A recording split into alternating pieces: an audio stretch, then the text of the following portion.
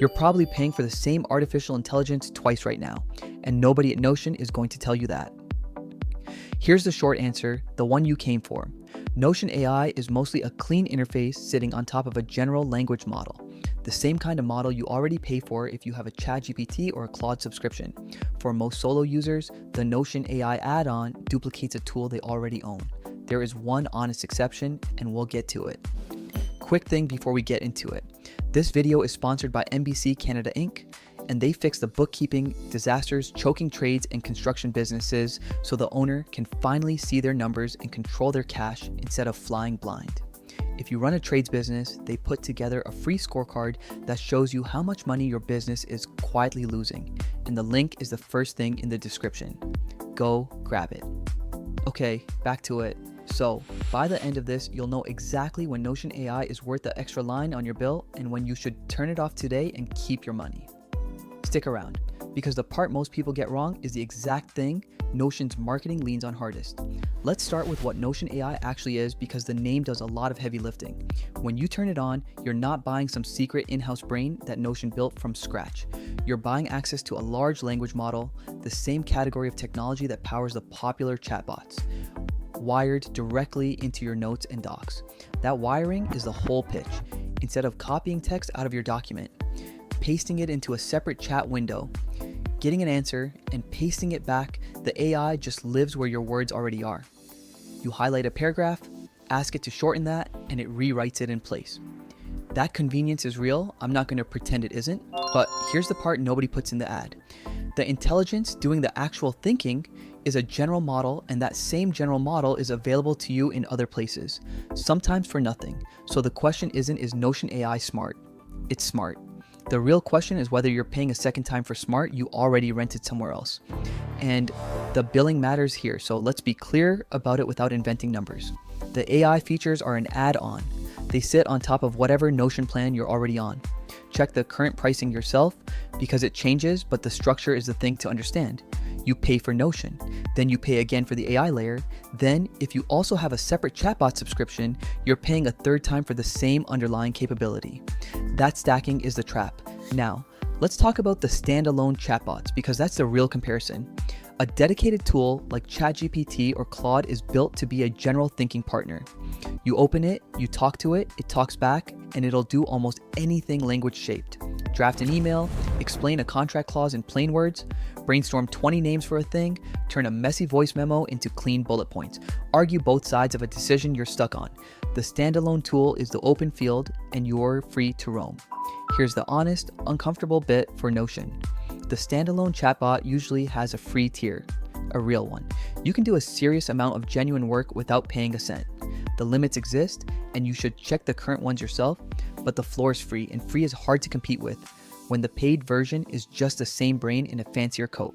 So if you live in a chat window all day, asking questions, generating drafts, thinking out loud, the standalone tool is your daily driver. It's more flexible. The conversation memory is built for long back and forth. And the free option means you might never reach for your wallet at all. That's a strong position, but it's not the whole story, because there's a thing the chatbot can't do that Notion can. The standalone chatbot doesn't know your stuff.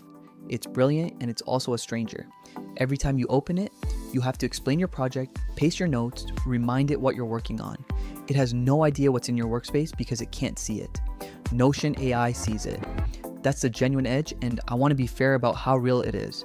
Because the AI lives inside your documents, it can pull from the pages, the databases, the meeting notes, the project trackers you already keep there. You can ask it, what did we decide about the launch? And it can actually go look across your workspace and answer from your own information. That's not a thing you get for free from a stranger in a chat window. The context is already loaded. You don't paste anything. You don't re-explain. The work and the AI are in the same room, and the AI can read the room. So Notion AI's real product isn't the intelligence. The intelligence is borrowed. The real product is the context and the convenience of editing in place, and the fact that you never have to be the courier carrying text back and forth all day. For the right person, that's worth money. The question is whether that person is you. Here's where I'm going to make the call this whole thing is built on. If you're a solo operator, a freelancer, a one-person shop, a side hustle person, the Notion AI add-on is usually the wrong buy. And it's wrong for a specific, provable reason. When you're solo, the context advantage shrinks. Your workspace is small. You already know what's in it because you put it all there yesterday. You don't need an AI to go hunting across 40 shared pages to remember a decision because there was no meeting, it was just you and you remember. So the in-place magic mostly collapses down to writing help. Rewrite this, summarize that, draft this email. And writing help is exactly the thing the free standalone chatbot already does. Sitting one tab away, costing you nothing. You're paying an add-on for convenience you barely use on top of a chatbot subscription you might already have.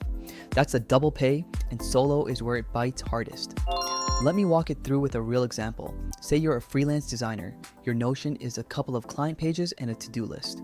You want help writing a project proposal. With the add-on, you type the prompt into your doc, it drafts the proposal nice. But you could have opened the free chatbot, pasted your 3 bullet points, gotten the same draft from the same kind of model, and dropped it into Notion in about 10 extra seconds. You paid the add-on to save 10 seconds you take maybe twice a week. That math doesn't work for one person. The convenience is real, but it's small, and small convenience isn't worth a recurring bill when the free option is right there doing the heavy thinking for nothing. Now, the honest flip side, because I'm not here to tell you the add-on is always garbage. There's a clear case where it earns its keep, and it's the opposite of solo. Teams already living in Notion. If your whole company runs in Notion, your docs, your wikis, your project databases, your meeting notes, all of it, then the context advantage stops being a gimmick and starts being the point. The AI can answer across a workspace that's genuinely too big for any one person to hold in their head. Now, nobody has to dig through 6 months of notes to find what was decided. Nobody has to paste the project history into a separate chatbot, which they shouldn't be doing with company information anyway. The AI is inside the place the knowledge already lives, and it edits in place where the team already works. That's a real workflow win, and it scales with the size of the team, so the rule starts to take shape. The value of Notion AI is directly tied to how much shared, messy, hard to search context lives in your workspace. Big team, big shared brain, the add-on can be worth it. One person who already knows everything in their own notes, it's mostly dead weight on your bill. There's one more thing people get wrong, and it cuts against Notion. When you use a standalone chatbot directly, you can usually pick or at least know the model you're talking to, and you get the full range of what it can do. Long conversations, deep reasoning, image generation, the works. An AI layer baked into another app tends to be tuned for that app's jobs. It's shaped around writing, summarizing, and pulling from your pages. That's great for those jobs. But if you want to push into harder, weirder, more open-ended work, the Focus chatbot is usually the deeper tool. The wrapper is built for convenience, not for range. So you can end up in the worst spot, paying the add-on for the in-app convenience while still keeping a separate chatbot for the heavy thinking the add-on isn't built for. 2 bills, 1 capability, split awkwardly across them.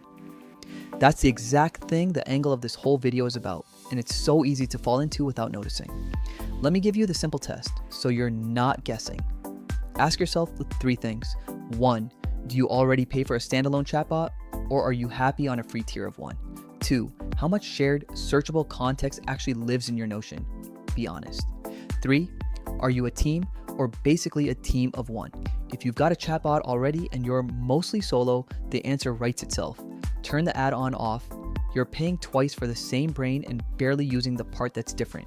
If you're a real team with a deep shared workspace, run the trial, look at how often the cross-document answers actually save someone real time, and decide with your eyes open. Don't buy it on the promise, buy it on the proof.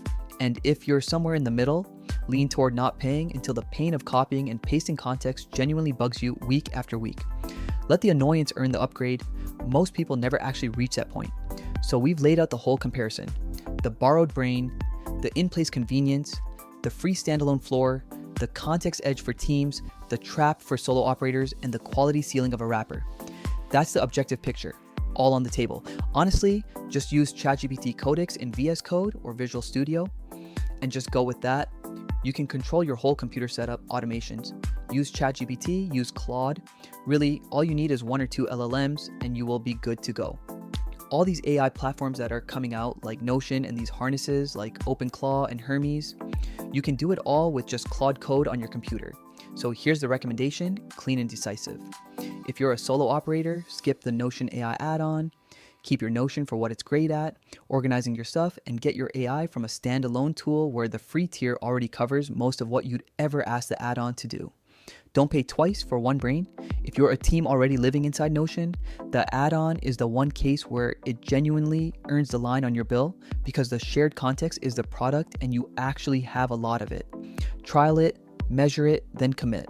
And whatever you decide, go check the current pricing and free tier limits yourself before you commit a single dollar, because those numbers move and I'm not going to pretend I know today's. The structure is what matters, and now you understand the structure. That's the whole thing. Notion AI isn't a scam and it isn't magic. It's a convenient coat on a borrowed brain, and whether the coat is worth the price comes down to how much context lives in your workspace and how many people share it. If this saved you a subscription, do me a favor and subscribe, because I break down these AI tools in plain English so you stop overpaying for things you already own. Tell me in the comments which tool you want me to pull apart next, and I'll line it up. And thank you again to MBC Canada Inc. for sponsoring this one. If you run a trades or construction business, take their free scorecard at the link below and find out how much money your business is quietly losing. I'll see you in the next one.